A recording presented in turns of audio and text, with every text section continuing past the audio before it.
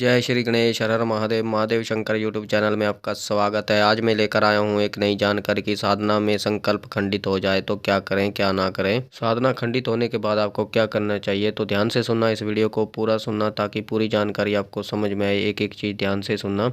आज मैं आपको बताने जा रहा हूँ कि साधना और व्रत अगर खंडित हो जाए तो आपको क्या करना चाहिए और इससे आपके जीवन में क्या होता है, इसका आपके जीवन पर क्या फर्क पड़ता है। कई लोगों का ये मानना होता है कि साधना अगर खंडित हो गई है तो उसको दोबारा नहीं किया जा सकता और साधना का दोष लगता है, किसी व्रत का दोष लगता है। और कई लोग व्रत धारण करते हैं, गलती से वो पानी पी लेते हैं, कुछ खा लेते हैं, तो फिर वो उस व्रत को वहीं छोड़ देते हैं, वहीं तोड़ देते हैं और उसका वहीं समापन कर देते हैं और उस व्रत को वो आगे नहीं करते। उनका ये मानना होता है कि मेरा व्रत जो है वो खंडित हो गया है। ऐसा ही साधना के विषय में होता है। आपको मैं बता दूं, जो खंडित होती है साधना या टूटती है, ये दो तरीके से खंडित होती है। जैसे या आप जानबूझकर कोई गलती करते हैं या आपसे अनजाने से गलती से कोई गलती हो जाती है, यानी गलती से वो साधना खंडित हो जाती है। कुछ खा लेते हैं आप या कुछ नियमों का उल्लंघन कर देते हैं। अगर आप जानबूझकर करते हैं किसी गलती को तो उसका दोष आपको जरूर लगता है। मैं आपको बता दूं कि आप किसी साधना को कर रहे हैं और आपको साधना में प्यास लग गई, बहुत ही तीव्र आपको प्यास लगी और आपने जानबूझकर पानी पी लिया, वो तो खंडित हो जाती है आपकी साधना।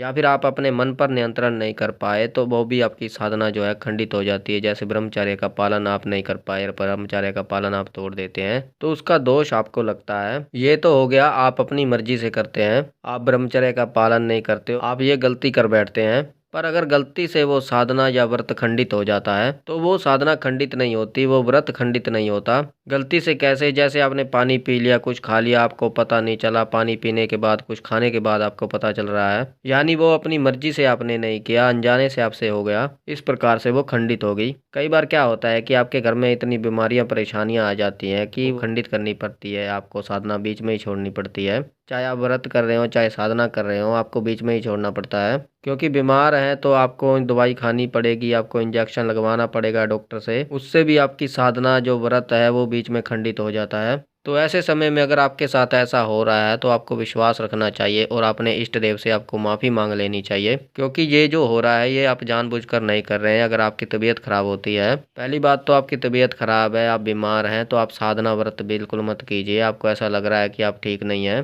पर व्रत शुरू करने के बाद, साधना शुरू करने के बाद आपकी तबीयत खराब हो गई, आप दवाई ले सकते हैं। इसमें कोई परेशानी वाली बात नहीं है, कोई दिक्कत वाली बात नहीं होती। अगर आपकी तबीयत खराब होती है तो आप उनसे माफ़ी मांगकर आप उस दवाई को ले सकते हैं, दवाई खा सकते हैं, आप उनसे क्षमा याचना कर सकते हैं। तो क्षमा याचना आपकी उन तक पहुंचती है। वो इतने दयालु होते हैं, इतने कृपालु होते हैं देवी देवता, कि वो आपकी गलती को माफ़ कर देते हैं। और आपके जो नियम है, जैसे भूमि शयन का नियम होता है, ब्रह्मचर्य का नियम होता है, सात्विक खाना खाने का नियम होता है, अगर वो भी आपसे गलती से खंडित हो जाए तो भी आप माफ़ी मांग सकते हैं उनसे। अगर आपसे गलती से हो जाए तो आप माफ़ी मांग सकते हैं। और अगर आपके घर में क्लेश है, तब आपने उस साधना व्रत को तोड़ दिया, तो आपको दोष लगेगा, जरूर लगेगा। तो सबसे पहले तो आप इन चीज़ों को ध्यान में रखिए कि अगर आप किसी साधना व्रत को शुरू कर रहे हैं तो अपने घर की स्थिति, अपने शरीर की स्थिति, अपने परिवार की स्थिति देख लें पहले, तो उसके बाद आप अपनी साधना शुरू करें।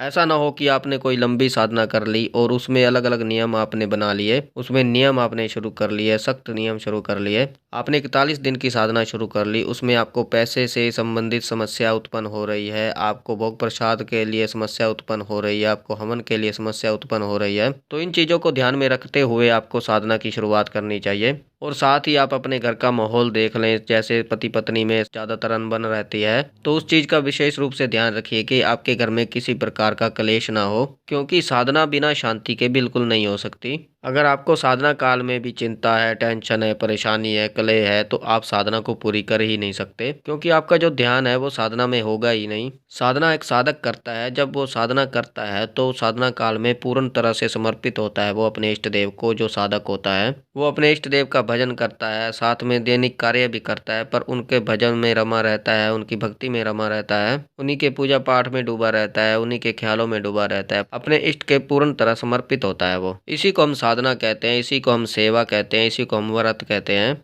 तो पहले तो आपको विश्वास करना होगा कि अगर आपकी गलती से साधना कोई खंडित हो जाती है तो आपके इष्ट देव ने आपको क्षमा कर दिया है, आप क्षमा याचना कर लीजिए। आप अनजाने से गलती करते हैं तो आपके इष्ट देव ने आपको क्षमा कर दिया है। अब कई लोग कहते हैं कि मेरी साधना खंडित हो गई। आप अपने इष्ट देव पर विश्वास रखिए, क्योंकि अगर आप माता की पूजा करते हैं तो माता ममतामयी हैं, वो आपकी विडंबना को समझती हैं, आपकी परेशानी को समझती हैं। या कोई बाबा हैं जैसे भोलेनाथ हैं या कोई अन्य देवी देवता हैं, वो इन चीज़ों को समझते हैं, आपकी मन की दशा को समझते हैं, आपके मन को समझते हैं कि आपने कौन सी चीज़ मन से की है, कौन सी चीज़ आपने मन से नहीं की है। तो इसमें आपको डरने की बात नहीं है, आपको डरना नहीं चाहिए और ना ही कोई घबराने की बात है। आपको अपने इष्ट देव पर विश्वास रखना चाहिए, आपको माफ़ी मांग लेनी है उनसे और वो क्षमाशील हैं, वो आपको क्षमा कर देते हैं और आप पर कृपा करते हैं। आप उनसे माफ़ी मांगिए और अपनी साधना को दोबारा शुरू कीजिए। इसमें कोई दोहराई वाली बात नहीं है, कोई परेशानी वाली बात नहीं है और आपको साधना का फल प्राप्त होगा, 100% प्राप्त होगा।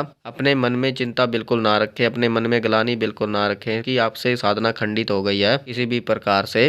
कई बार क्या होता है कि कई लोगों का नाइट फेल हो जाता है, उनका ब्रह्मचर्य खंडित हो जाता है, पर उनकी वजह से नहीं होता। यानी कि उन्होंने ऐसा कोई कर्म नहीं किया कि जो उनसे हो जाए, तब भी आपकी साधना जो है वो खंडित नहीं मानी जाएगी। अगर आपने फ़ोन में कोई अश्लील चीज़ें देखी हैं, पढ़ी हैं, सुनी हैं, तो उससे आपके साथ नाइट फेल हो रहा है, तो आपकी साधना जो है वो खंडित मानी जाएगी। क्योंकि आपके अंदर जो भी वो चल रहा था, वो उसकी वजह से हुआ है, तो वो परेशानी आपको हो सकती है। तो इन चीज़ों का आप विशेष रूप से ध्यान रखिए, परमात्मा में ध्यान लगाइए, अपने देवता में ध्यान लगाइए, अपने इष्ट देव में। वो क्षमाशील हैं, क्षमा करने वाले हैं, वो दया करने वाले हैं। आप अपने मन से साधना को शुरू कीजिए, सोच समझ कर साधना शुरू कीजिए। आप अपने मन पर नियंत्रण कीजिए ताकि देवता आप पर कृपा करें और आपकी तमाम मनोकामनाओं को पूर्ण करें। तो ये थी जानकारी, साधना में संकल्प खंडित हो जाए तो क्या करें क्या ना करें। तो अगर साधना व्रत में आपसे कोई गलती हो गई है, अनजाने में गलती हो गई है, तो आप क्षमा याचना कर लें ताकि आपके इष्ट देव जो है आपको क्षमा कर दें। आप ये ना सोचें कि आपकी साधना जो है खंडित हो गई है, आप अब उसको नहीं कर सकते, आप बीच में ना छोड़ें, आप उस साधना को कंटिन्यू करते रहें। और अगर आपने जानबूझकर कोई गलती की है तो आपकी साधना खंडित हो गई है। तो बाकी मुझे विश्वास है कि ये जानकारी आपको समझ में आई होगी, पसंद आई होगी। अगर आप हमारे चैनल पर नए हैं तो चैनल को सब्सक्राइब कीजिए और बेल आइकन को दबाइए ताकि हमारी जो नई जानकारी आए वो सबसे पहले आपको प्राप्त हो। ज़्यादा से ज़्यादा इस वीडियो को शेयर कीजिए और लोगों तक, ताकि उनको भी समझ में आए साधना में संकल्प खंडित हो जाए तो उनको क्या करना चाहिए, क्या नहीं करना चाहिए। अगर अनजाने में उनसे साधना खंडित हुई है तो उनकी साधना खंडित नहीं मानी जाएगी। अगर उन्होंने जानबूझकर खंडित की है तो खंडित मानी जाएगी। लाइक करें, कमेंट करें, कमेंट में हर हर महादेव अवश्य लिखें। मैं महादेव और माता पार्वती जी से ये प्रार्थना करता हूँ कि आप पर सदैव कृपा बनाए रखें, आप खुश रहें, आपका परिवार खुश रहे, आपकी हर मनोकामना पूर्ण हो, आपकी सारी इच्छाएं पूर्ण हो। भगवान भोलेनाथ आप पर सदैव कृपा बनाए रखें। तो हम मिलते हैं एक नई जानकारी के साथ, तब तक के लिए हर हर महादेव, हर हर महादेव, हर हर महादेव।